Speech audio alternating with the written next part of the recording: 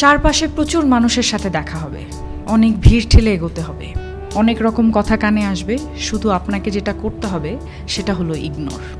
জীবনে কিছু মানুষ আবর্জনা ছড়াতে আসবে, তাদেরকে আগাছার মতো উপড়ে ফেলে দিতে হবে। লাইফ আপনার, বাউন্ডারিও আপনাকেই সেট করতে হবে। নেগেটিভিটি যেখানে দেখবেন সাথে সাথে সেখান থেকে দূরে সরিয়ে নেবেন নিজেকে।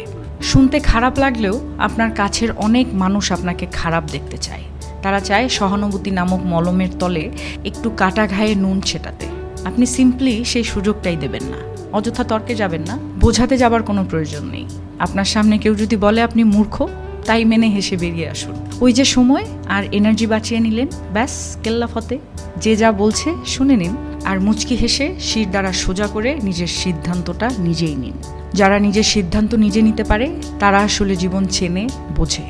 আপনাকে নিয়ে যখন বাকিরা সমালোচনা করতে ব্যস্ত থাকবে, আপনি ঠিক সেই সময়ে গাছ লাগান, ঘুরে আসুন, রং তুলি নিয়ে মনের মতো ক্যানভাস সাজান, বাড়ি গোছান, গল্প পড়ুন, পারলে আরও দুটো সাহিত্য পড়ে নিন, নিজের পুরনো ফটো দেখুন, ব্যাডমিন্টন খেলুন, ছবি